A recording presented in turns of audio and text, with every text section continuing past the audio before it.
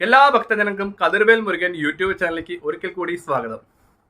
ഇന്ന് ഞാൻ വന്നേക്കുന്നത് വേറൊരു കാര്യം പറഞ്ഞ് മനസ്സിലാക്കി തരാൻ വേണ്ടിയാണ്. നമ്മൾ എല്ലാവരും കടം മേടിക്കും. ഞാൻ കടം മേടിച്ചിട്ടുണ്ട് കേട്ടോ. ഞാൻ പക്ഷേ കറക്റ്റായിട്ട് കൊടുത്തിട്ടുണ്ട്. ചോദിക്കുന്ന ഇപ്പം തന്നെ ഞാൻ ആ പൈസ കൊടുത്തിരിക്കും. കാരണം ഞാൻ അങ്ങനെ ചെയ്യുന്നത് എന്താണെന്ന് വെച്ചാൽ നാളെ എനിക്കൊരു ആവശ്യം വരുമ്പോഴത്തേക്ക് എന്നെ സഹായിക്കുന്ന ആരാണെന്ന് അറിയത്തില്ല. അപ്പം ഞാൻ ഒരു വ്യക്തിയോട് കറക്റ്റായിട്ട് നിൽക്കുകയാണെങ്കിൽ എനിക്ക് ആ വ്യക്തി നാളെ തിരുമേനി എന്നോട് പൈസ ചോദിച്ചിട്ട് 2 ദിവസം മുമ്പ് തന്നല്ലോ, അപ്പം തിരുമേനിക്ക് തന്നെ കൊടുക്കാം എന്നൊരു ചിന്ത നമ്മൾ ഉണ്ടാക്കുന്നത്. ചില ആൾക്കാർ കടം മേടിച്ചിട്ട് പൈസ തിരിച്ച് കൊടുക്കാതെ ചില ആൾക്കാരെ പറ്റിക്കാറുണ്ട്, നമ്മൾ കാണാറുണ്ട്. ചില ആൾക്കാർ ഈ പറയുന്ന ജോത്സരെ ഞാൻ അവർക്ക് 50,000 രൂപ കൊടുത്തു, അവർക്ക് എൻ്റെ കാശ് തന്നപ്പോൾ ജോത്സര് ചുമ്മാ എഴുതിക്ക് ക്ഷേത്രത്തിൽ 12 ഗുരുതി എഴുതാൻ പറയും. ഈ പറയുന്ന ആൾക്കാർ ക്ഷേത്രത്തിൽ പോയിട്ട് 12 ഗുരുതി കഴിക്കുക ആഴ്ചയിൽ. അപ്പം ഗുരുതി സാധാരണ കരിക്കിനകത്താണ് തരുന്നത്.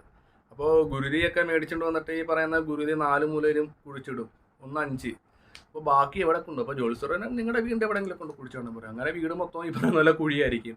പക്ഷേ ഈ ഗുരുതി കഴിക്കുമ്പോൾ എന്താണ്, ആ വ്യക്തിയെ സങ്കല്പിച്ച് കഴിക്കുമ്പോൾ ആ വ്യക്തിക്ക് അതിൻ്റെ ആയിട്ടുള്ള അപകടങ്ങളുണ്ട്. അതായത് ശത്രുതാ മനോഭാവത്തോടാണ് ഇവർ ഗുരുതി കഴിക്കുന്നത്. അപ്പം ഗുരുതി ചെയ്യുന്ന സമയത്ത് ഇവർ ക്ഷേത്രത്തിൽ ഇപ്പം ഭഗവാനെ അവൻ എൻ്റെ കാശ് കയറുന്നില്ല, അവൻ അതിൻ്റെ അനുഭവം കൊടുത്തേ തീരൂ, അവൻ കിടന്ന് നരകിക്കണം.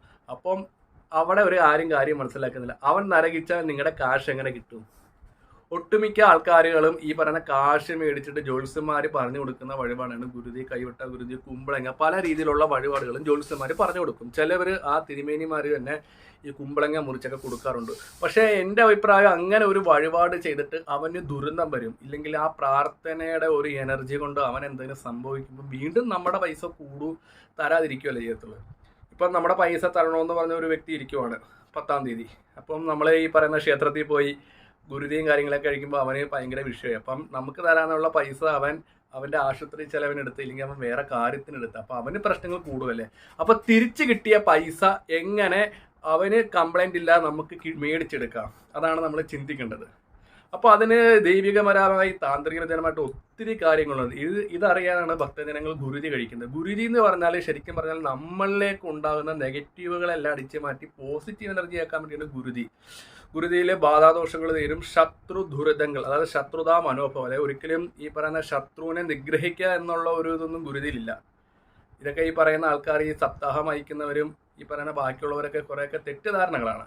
അപ്പോൾ ഗുരുവിന് ഉദ്ദേശിക്കുന്നത് നമ്മൾ ഈ പറയുന്ന നമ്മുടെ ശരീരത്തുള്ള നെഗറ്റീവിനെ മാറി പോസിറ്റീവ് എനർജി ആക്കാൻ വേണ്ടിയാണ് ഗുരുതി ചെയ്യുന്നത്. ഒപ്പം തന്നെ ബാധാദുരിതങ്ങളൊക്കെ മാറിപ്പോൾ കാശ് തിരിച്ചിട്ടാൻ വേണ്ടി നമ്മൾ ഗുരുതിയല്ല ചെയ്യേണ്ടത്. അതായത് നമ്മൾ കാശ് തിരിച്ചിട്ട്, അതായത് ഭക്തജനങ്ങൾ ഈ വീഡിയോ കാണുന്നുണ്ടെങ്കിൽ നിങ്ങൾക്ക് കാശ് തിരിച്ചു കിട്ടണം. അവർ മേടിച്ചത് എന്നാൽ അവരായിട്ട് പിണങ്ങാൻ, അതായത് ഇലയ്ക്കും ഉള്ളിലും കേടില്ലാതെ എങ്ങനെ ഒരു വ്യക്തിയുടെ കയ്യിൽ നിന്ന് നമുക്ക് ഈ പറഞ്ഞ പൈസ മേടിച്ചെടുക്കാം, അതിനുള്ള കാര്യമാണ് ഞാൻ പറഞ്ഞത്. അത് ഞാൻ കൂടുതൽ വിവരിച്ച് ഭക്തജനങ്ങൾ മനസ്സിലാക്കിയതാണ്. അപ്പോൾ അതിനുള്ള കാര്യം ഞാൻ പറഞ്ഞുതരാം. ആദ്യം തന്നെ ഒരു വ്യക്തിക്ക്, ഒരാൾക്ക് ഒരു ശോഭ എന്നൊരു ചേച്ചിക്ക് 50,000 രൂപ കൊടുത്ത്, പക്ഷെ ആ ചേച്ചി തരുന്നില്ല. അപ്പോൾ നമുക്കത് പറയുന്നത് എങ്ങനെ മേടിച്ചെടുക്കാം? അവർ കൂടുതലായിട്ട് വെട്ടിപ്പും കാര്യങ്ങളൊക്കെ ആണെങ്കിൽ നമ്മൾ ഈ പറയുന്ന പോലെ നിയമത്തിൻ്റെ വഴിയിലേക്ക് പോകുക, പോലീസ് സ്റ്റേഷനിൽ ഒരു കംപ്ലൈൻറ്റ് കൊടുക്കുക, പൈസ തരുന്നില്ലെന്നാണ്. അല്ലെങ്കിൽ എല്ലാം ഈശ്വരൻ നോക്കുമെന്ന് പറഞ്ഞാൽ ചെയ്യത്തില്ല. നമ്മുടെ ഭാഗത്തു നിന്നായിട്ടുള്ള നിയമത്തിൻ്റെ വഴിയിലൂടെ നമ്മൾ പോകണം, വലിയ കാശൊക്കെ ആണെങ്കിൽ. എന്നിട്ട് നമ്മൾ അടുത്ത രണ്ടാമത്തെ കാര്യം, നമ്മൾ കാശ് കിട്ടാൻ വേണ്ടി നമ്മൾ ഒരു 3 ചെറുനാരങ്ങ എടുക്കുക.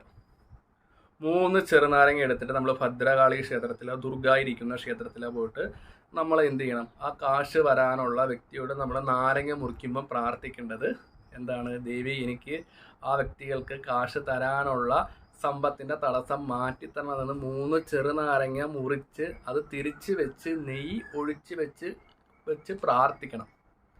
അത് പ്രാർത്ഥിക്കുമ്പോഴത്തേക്ക് വൈകുന്നേരം ചെയ്യുമ്പോഴത്തേക്ക് ആ വ്യക്തിയുടെ പേരിൽ വേണം നമ്മളിത് ചെയ്യാൻ, നമ്മുടെ പേരിലല്ല. അതായത് ഉദാഹരണത്തിന് നാരങ്ങ വിളക്ക് നമ്മളാണല്ലോ കത്തിക്കുന്നത്, അപ്പോൾ ആ വ്യക്തികളെ സങ്കല്പിച്ച് നമ്മൾ മുറിക്കണം. ഭഗവാനെ അവൻ നശിഞ്ഞു പോകണമെന്ന് പറഞ്ഞ് മുറിച്ചാൽ അതിൻ്റെ ഭാവം നമുക്കായിരിക്കും. ഭഗവാനെ ആ വ്യക്തിയുടെ എനിക്ക് തരാനുള്ള കാശിൻ്റെ തടസ്സം മാറി 3 ചെറുനാരങ്ങ എടുത്ത് ദുർഗ ഇരിക്കുന്ന ക്ഷേത്രത്തിലോ ഭദ്രകാളി ഇരിക്കുന്ന ക്ഷേത്രത്തിലോ വൈകുന്നേരം ദീപാരാധന കഴിഞ്ഞുള്ള സമയത്ത് വേണം ഇത് കത്തിക്കാൻ. അപ്പം ഈ നെയ്യ് ഒഴിക്കുമ്പോഴത്തേക്ക് നെയ്ക്കൊരു പോസിറ്റീവ് എനർജിയാണ്. നാരങ്ങ തിരിച്ച് വെക്കുമ്പോഴത്തേക്ക് അവിടെ ഈ പറയുന്ന പോലെ മുല്ലപ്പൂ, അതായത് മുല്ലമൊട്ടോ, അതായത് ഈ പറയുന്ന വെള്ള പുഷ്പങ്ങൾ എന്തെങ്കിലും ഇട്ട് ദേവിയോട് പ്രാർത്ഥിക്കുക. അപ്പം ആ വ്യക്തിക്ക് നമ്മളോട് കാശ് തരാനുള്ള മനസ്ഥിതി തോന്നുകയും ഒപ്പം തന്നെ ആ വ്യക്തിക്ക് ഉള്ള സാമ്പത്തിക തടസ്സം മാറി നമ്മുടെ കയ്യിൽ പെട്ടെന്ന് കാശ് കിട്ടാനുള്ള ആ ഒരു എനർജി ദേവിയുടെ അനുഗ്രഹം കൊണ്ട് നമുക്ക് കിട്ടും. അങ്ങനെ ചെയ്തെങ്കിൽ മാത്രമേ നമുക്ക് പൈസ കിട്ടത്തുള്ളൂ. അല്ലാതെ ഈ പറയുന്ന ഗുരുതി മറ്റുള്ള കാര്യങ്ങളും ചെയ്താൽ നമുക്ക് പൈസ കിട്ടില്ല. അവന് ഒത്തിരി വിഷയങ്ങളാവുന്നുള്ളൂ. അപ്പോൾ ഇത് ചെയ്യുമ്പോൾ ഇലയ്ക്കും മുള്ളിനും കേടില്ലാതെ നമുക്ക് പൈസ മേടിച്ചെടുക്കാം. ഒപ്പം തന്നെ ആ വ്യക്തിയുടെ പേർക്ക് നമുക്ക് ക്ഷേത്രത്തിൽ അശ്വാരൂഢം ചെയ്യാം. നമ്മുടെ പേർക്കല്ല പൈസ തരുന്നത്. അപ്പോൾ ചിലർ പറയുമോ പൈസ മേടിച്ച് പറഞ്ഞാൽ നാളെ എങ്ങനെയാണ് എനിക്ക് ഓർക്കുന്നത്? വീട്ടുപേരറിയാലോ. അപ്പോൾ ഇല്ലെങ്കിൽ ഒരു സുധാകരൻ ലക്ഷ്മി ഭവൻ വീട്ടുപേര്, ആ ഒരു വീട്ടുപേര് ചെയ്യും. ഇല്ലെങ്കിൽ നമ്മൾ സങ്കല്പിച്ച് പ്രാർത്ഥിച്ചാൽ മതി. അശ്വാരൂഢം ആ വ്യക്തിയുടെ പേർക്ക് ചെയ്യുമ്പോഴത്തേക്ക് നമ്മളും രണ്ടുപേരുടെ പേരിലും കൂടെ വെച്ച് ചെയ്യുവാണെങ്കിൽ ആ വ്യക്തി പെട്ടെന്ന് നമുക്ക് കാശ് കൊണ്ടുത്തരും. അപ്പോൾ ഇങ്ങനെയുള്ള ലളിതമായ മാർഗ്ഗങ്ങളിൽ നോക്കിയെങ്കിൽ മാത്രമേ നമുക്ക് കാശ് കിട്ടത്തുള്ളൂ. അല്ലാതെ ഗുരുതി കാര്യങ്ങളൊക്കെ കാശ് കിട്ടാൻ വേണ്ടി ചെയ്യരുത്. അത് ഭക്തജനങ്ങൾ ഈ പറയുന്ന 3 ചെറുനാരങ്ങ വെച്ച് പ്രാർത്ഥിക്കുക. ഒപ്പം തന്നെ വീഡിയോ ഇഷ്ടപ്പെട്ടെങ്കിൽ ലൈക്കും ഷെയറും ചെയ്യുക. ഞാൻ മറ്റൊരു വീഡിയോ വരുന്നതാണ്.